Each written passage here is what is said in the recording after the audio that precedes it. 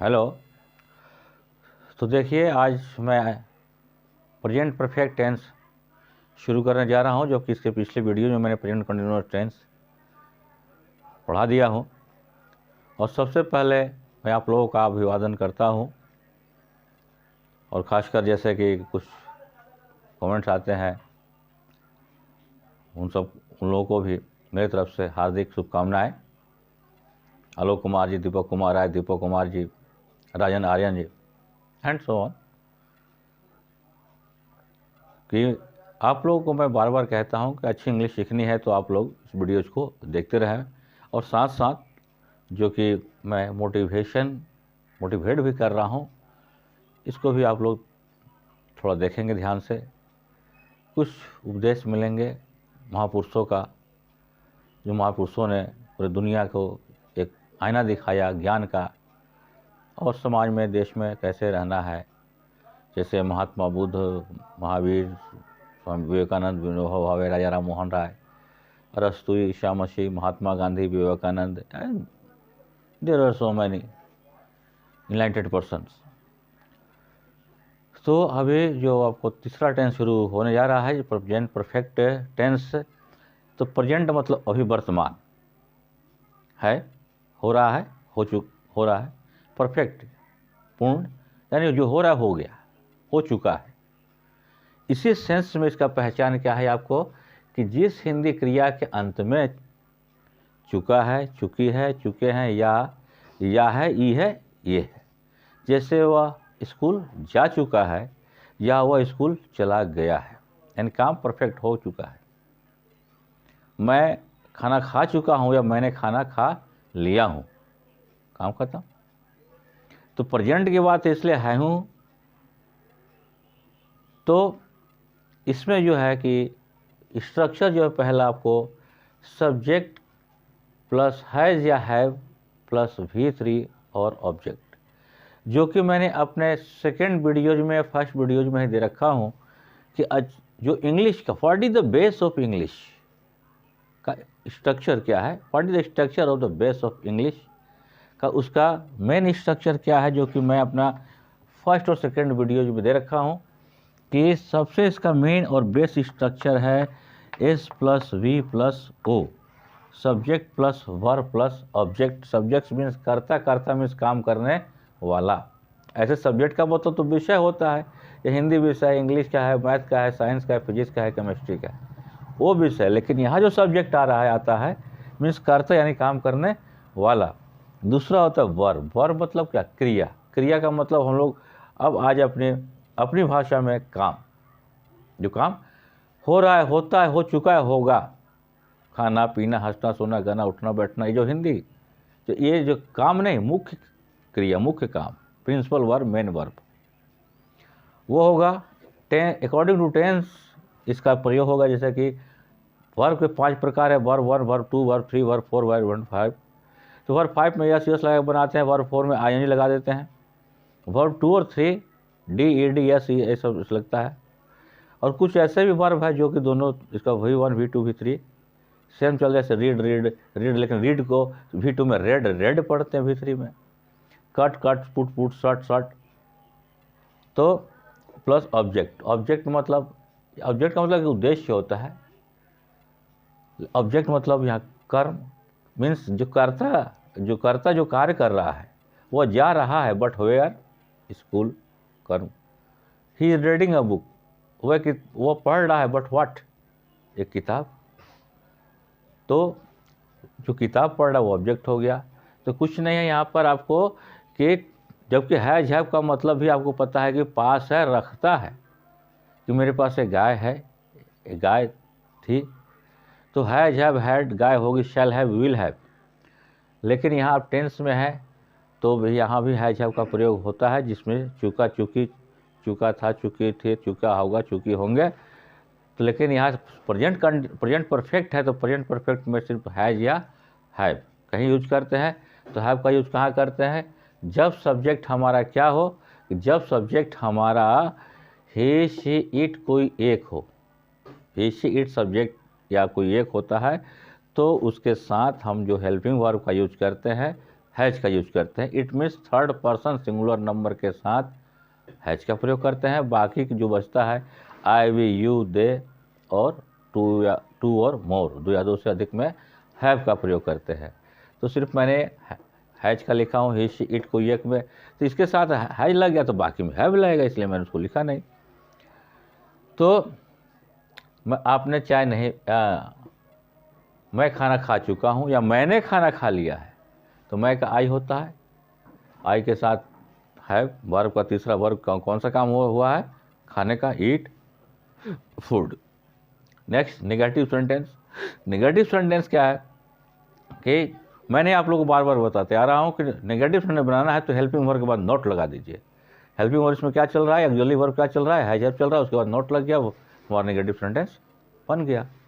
तो आपने चाय नहीं पिया है या आपने चाय नहीं पी है, तो आपका यू हैव लग रहा है, नॉट टेकन टी। वो स्कूल नहीं गया है, he has not gone to school. मैंने पत्र नहीं लिखा है, I have not written a letter.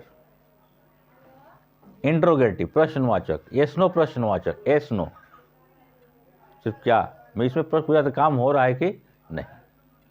तो इंट्रोगेटिव सेंटेंस में क्या करते हैं कि जो मेरा हेल्पिंग वर्ब है उसको सब्जेक्ट के पहले, इट मीन सेंटेंस के पहले लेके चले जाते हैं, और वो हेल्पिंग वर्ब अपना मीनिंग छोड़कर क्या क्या मीनिंग देता है, वो हेल्पिंग वर्ब अपना मीनिंग छोड़ क्या क्या मीनिंग देता है, प्लस अपना मीनिंग भी देता है। लेकिन है, चुके हैं, तो है का मीनिंग तो इज होता है, फिर यहाँ इज तो है नहीं, यहाँ किसका यूज है, हैज हैव का। तो जबकि ये शुरू में आ गया तो ये इसनो क्वेश्चन है, क्योंकि सब्जेक्ट कर्ता के पहले क्या है, तो इस क्या का इंग्लिश व्हाट नहीं होगा, इसमें जो हेल्पिंग वर्ब लग रहा है वही होगा, और वही है का भी मीनिंग देगा, हूँ का भी मीनिंग देगा। तो हेल्पिंग वर्ब बाहर आ गया, टीचर सिंगुलर नंबर, तो है द टीचर, हेल्पिंग वर्ब बाहर कर दीजिए, आपका इंट्रोगेटिव सेंटेंस बन गया। बस माइंड में रखना है कि हमको हेल्पिंग वर्ब नॉट लगाएंगे तो नेगेटिव बनेगा, और हेल्पिंग वर्ब के को सब्जेक्ट के पहले रख देंगे तो हमारा यस नो क्वेश्चन बन जाएगा, और क्या क्या मीनिंग उसी में छुपा रहेगा। तेरी नो प्रॉब्लम, कोई दिक्कत नहीं इसमें। Next interrogative negative sentence. प्रश्नवाचक नकारात्मक वाक्य में प्रश्नवाचक के लिए प्रश्न के लिए हेल्पिंग वर्ब पहले, और नेगेटिव नॉट के लिए सब्जेक्ट के बाद नॉट। इसमें जब भी चुका चुकी मिलेगा आपको टेंस में, चुका है, चुका था, चुका होगा, has have, shall have, will have, had का प्रयोग में आंख बंद करके आपको वर्ब का तीसरा रूप का यूज कर देना है, वर्ब थर्ड, वर्ब का तीसरा रूप का यूज कर दीजिएगा। तो क्या किसान खेत नहीं जोत चुका है, तो क्या भी आ गया, तो इसके लिए आपको हेल्पिंग वर्ब हैज चल रहा है चुका चुकी के अकॉर्डिंग। तो किसान एक फार्मर, तो हैज द फार्मर, और सब्जेक्ट के बाद क्या लगा देंगे, नॉट। वर्ब क्या है, जोतना, प्लॉफ्ड, वर्ब 3 क्या, द फील्ड, ऑब्जेक्ट आ गया। देखिए कहने का मतलब है कि एक स्ट्रक्चर अगर आप माइंड में रख लिए तो हर टेंस में क्या है, सिर्फ हेल्पिंग वर्ब बदल रहा है, प्लस कहीं V1, कहीं V2, कहीं V3, कहीं V4, कहीं V5। इतना माइंड कीजिए ना, आपका टेंस क्लियर है, there is no problem in tense, और टेंस ही बेस है। मान लेते हैं आपको स्पोकन में तो ऐसे ऐसे वर्ड्स याद करा दिए जाएंगे, मैं भी 2 वीडियो में लिखवाया हूँ जो spoken words, spoken small sentences, लेकिन वो तो याद करके आप बोल सकते हैं। लेकिन जब आपको कोई भी बात लिखनी है, सारी बातें आ रही है टेंस के अंदर, जैसे कि 1947 15 अगस्त 1947 को भारत आज़ाद हुआ, किस टेंस में भी, सिंपल पास्ट। तो जब सिंपल पास्ट का ज्ञान मुझे होगा तब तो मैंने उसको ट्रांसलेट करूँगा। है, सूरज पूरब में उगता है और पश्चिम में डूबता है, सिंपल प्रेजेंट। जब सिंपल प्रेजेंट का स्ट्रक्चर और उसका अनुवाद करने का रूल्स मालूम हो तब तो उसका अनुवाद करके हिंदी इंग्लिश बनाऊंगा। तो जब हिंदी का इंग्लिश मुझे बना नहीं पाया तो मैं कैसे इंग्लिश बोल सकता हूँ, कैसे इंग्लिश लिख सकता हूँ। तो इसके लिए तो टेंस पढ़ना ही पड़ेगा आपको। और इसके पहले भी जो मैं दे चुका हूँ पिछले वीडियोज में, use of it, use of there, use of has to, use of had to, shall have to, is am are to, was were to, about to, used to, इसको फुल कमांड कीजिए, plus tense को देखिए कैसे इतने सुंदर आप English लिख सकते हैं, बोल सकते हैं, इंग्लिश का अनुवाद कर सकते हैं। तो अब आता है WH क्वेश्चन। WH क्वेश्चन में WH वर्ड को सब्जेक्ट को सेंटेंस के पहले लिखते हैं, लेकिन कुछ WH वर्ड्स हैं जिसके साथ नाउन लगा होता है। कौन लड़का यहाँ आया है, विच बॉय, तो बॉय नाउन हो गया, उसके बाद हेल्पिंग वर्ब। इसलिए यहाँ पर थोड़ा आपको जो WH क्वेश्चन में जो है कि आपको यहाँ पर नाउन होना चाहिए, तो विच, हुज, इसमें तब आपको हेल्पिंग वर्ब लगाना होगा।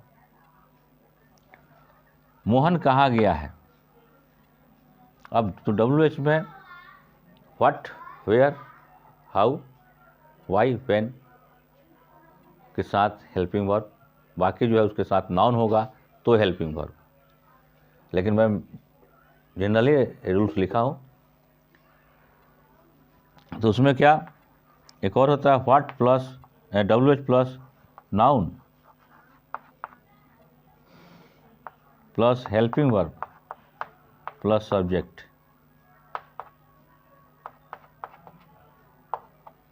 या वर्ब, ये भी है।